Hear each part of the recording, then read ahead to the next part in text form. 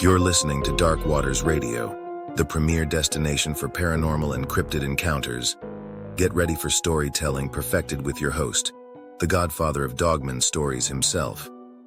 With over 300 interviews conducted around the world, 5 published books, and founder of dogmancams.com under his belt, Dark Waters has cemented his status as the authority on all things strange and frightening.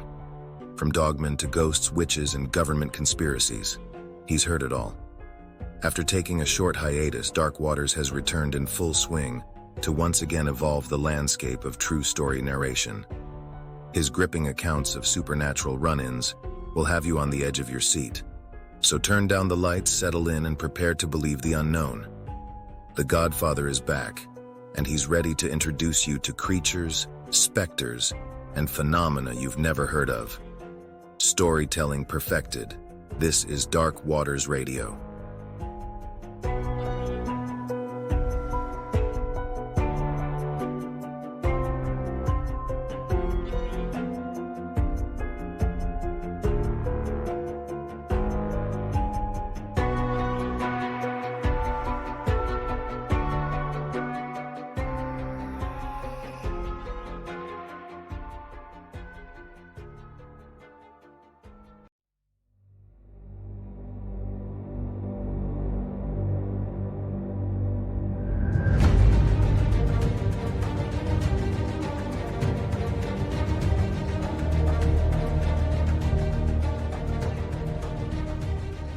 So most men have a problem with spoiling their wife.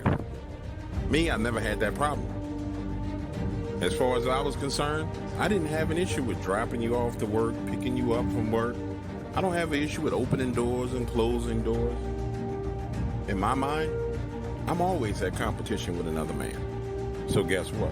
I'm going to do everything that other man would never do. So when you run into an opportunity, or you have a chance to meet some random guy and you decide you're going to talk to him, you'll quickly come to realize that he doesn't know how to treat you. It was that same mindset that led to my Dogman Encounter. And to this day, I still haven't changed what I do. You see, my wife started working for a pharmacy, Walgreens, in Monroe, Louisiana. This particular pharmacy happens to be located right next to a patch of woods. And because she was a new pharmacist, she got the bad hours, the hours that nobody wanted to work. It's a 24-hour store. The pharmacy closed at 10:30, so she was working from 2 to 10 p.m. No problem for me whatsoever. I work from home, so I take her to work, come back out at 10 and pick her up. That's where Dogman comes in. This particular Saturday night, I'm sitting out there at 10 p.m. and it's taken her a hell of a lot longer than normal to close out the pharmacy. I got my car backed into a parking spot. Behind me is nothing but woods. In front of me is the side of the store, and I'm fiddling and playing around on my cell phone, as I always do. While I'm sitting there, my car shakes ever so slightly. You know how it is when you sit in your car and a garbage truck or 18-wheeler rolls by, it shakes the ground slightly? I feel the ground shake slightly just like that. So now I'm looking around for the garbage truck or the 18-wheeler riding up the road, and I don't see anything. Put my head back down, go back to looking at my phone. 5 minutes later, it shakes again. So now I'm sitting here thinking to myself, you know, this is Louisiana. We don't have earthquakes, but I know my car is shaking. 5 more minutes pass, and my wife decides that she's going to FaceTime to talk to me and let me know that she's on her way. So now I'm sitting in I have my arm rested on the armrest, I have the cell phone up in the air, and I'm looking at it, talking to her when I say, babe, it's getting late, you need to come up out of that store. True to fit, form, and fashion, my wife is taking her time, running her mouth, when she says, babe, who's that in the back seat with me? Scares me a little bit. I look over my shoulder and nobody's back in the back seat. That's when she says, well, I could have swore I saw some eyes behind me. So now I'm paranoia kicks in, I hang up the phone with her, and I look over my shoulder, right? But I don't see anything.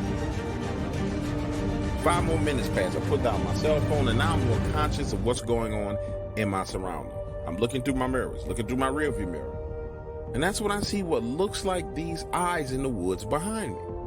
But you know how it is when you're looking through the mirror at night in the dark, your mind can play tricks on you. So I quickly open the driver's side door, step out, and look behind me. And sure enough, there's these giant golden yellow eyes in the trees. And they're just staring directly at me. Scared me so much, I hop in the car, drive around to the front side of the store, and park in the handicap spot. Now, get this. A few weeks later, I'm on Facebook trying to figure out what these eyes are. And I see this picture that someone has of Dogman. And it's the exact same eyes that I saw in those woods.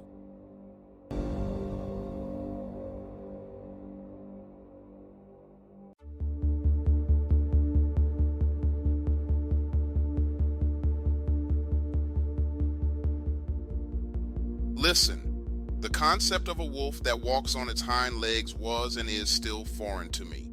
Even though I have spent countless hours of my life in the woods, I would have never imagined that such a thing existed or was possible. However, since seeing this creature, my perspective has changed.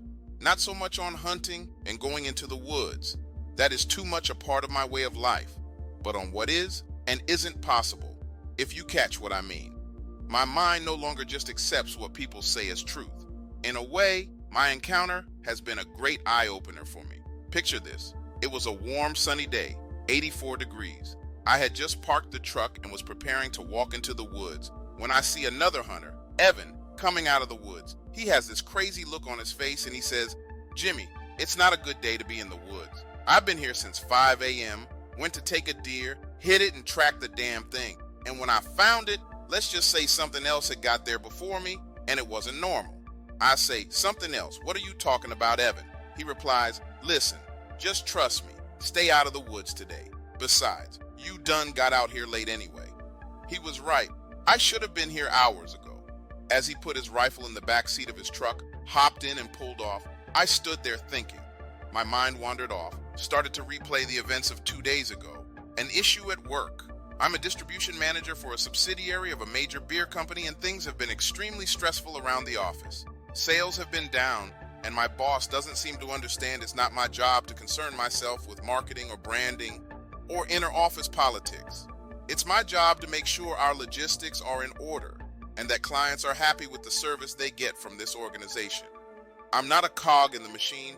I'm the GPS system that makes sure that money makes it back to the organization. So when she had this staff meeting and went into all this crazy nonsense, I excused myself because it had zero to do with logistics. And frankly, it was an emotional tirade about the state of the beer industry, and I just didn't agree with shit coming out of her mouth. So I left, went back to my office, and got on the phone making sure things were taken care of. 30 minutes later, she comes in talking about how she felt disrespected by me leaving the meeting, and how if she was a man, I would not have done that to her. Just crazy shit, and she sees me on the phone with the client. So I asked the client to call back, and then I go off on her. "Listen, Amanda, first of all, there were women who held your position for 10 years prior to you getting here. Her name was Elizabeth. I walked out of every meeting she had, and you know what? She never once stepped foot in my office talking about her fucking feelings. Want to know why? Because Liz knew that if product does not get to its destination on time, then she looks bad, very bad. You know what else? Elizabeth grew up with 3 brothers, could shoot a gun, drink me and you under the table, and she didn't give a flying fuck about feelings. She only wanted results. So please don't come in here with that feminist bullshit about you being disrespected on the job. I get paid to move stuff around. I'm the best in this state at it. And frankly, I don't have time to sit and listen to a bunch of bitching and moaning about the marketplace and the consumers that keep the lights on." She stood there with her mouth dropped wide open. You could tell that over the span of her entire life, no one had just told her like it was. Speechless is the word that came out of her mouth. And she doubled down on her woe is me routine. So I picked up the phone and called the client back and got back to work as she stood there rambling about a bunch of feelings for 3 minutes, then stomped out. 10 minutes later, her boss, Jules, calls me. Jules makes $1.8 million a year. He says, "Hey buddy, now you know things are changing. The old school balls of steel, iron tongue days are over. These kids can't handle that harsh truth. You got this woman calling me in tears." He laughs and says the craziest part is she knows you're right. But she feels like I cut him off and say, "Jules, we got 3 drivers that are out sick. Also, we got $600K profit on the road. I've been busting my ass. I just can't do it with her." Well, guess what? I didn't have a choice hiring her, and so you don't have a choice working with her. Smooth it over and get back to work. But I want you to know I understand. Believe me, I do. Have you ever found yourself reliving an event and your body is just on autopilot? Well, that is what happened to me. I was on autopilot, completely checked out of reality. I had gotten my rifle and started walking into the woods. That is how consumed I was in my thoughts. And when I finally came to checked out of the Mind Hotel, dude, I'm 70 yards in the woods, and I'm like, shit. So I figure you are already out here. Let's just take a walk in the woods. So I walk, and my mind starts to go into the scenarios of how I need to handle this woman. Again, I check completely out. I'm not in the woods. I'm in my office seeing myself have a conversation with her and smoothing it all over. I'm playing out the right words to say to sound apologetic, but not like I rolled over because she called Julian. Well, I can't tell you how long I had been walking before I noticed the blood on the leaves. I wasn't paying attention, but I noticed it. Dark maroon colored, thick tacky. Now I'm back to reality. And I'm like, let's just see if what he said was true. So I start to follow this blood trail. And sure enough, I find the spot where the deer bled out. Blood all over the place. I find his boot prints 20 yards away. But there is no deer, but there is another blood trail. So I follow it for 50 more yards over to this patch of trees, and there is blood all over the ground under this tree. I'm looking around, like what the hell? So the dead deer didn't just walk off. But then it dawns on me, look up, fool. And when I do, well, I see this smaller wolf-looking creature looking down at me, blood on its snout, and it bares its teeth at me. I remember verbally saying, what the hell are you? And backing away from the tree. Now here is where it really gets scary. The further I back away, my eyes seem to start to see what I couldn't see when I was close up. There is a larger one like I described. Black, slender, long snout, head like a German shepherd. That is right there, no more than 20 feet from where I was standing. Scared the shit out of me. And this thing is looking at me. No expression. You know how a dog stares at you, person, watching their every move, like it's waiting on you to make a move, then it will take care of business.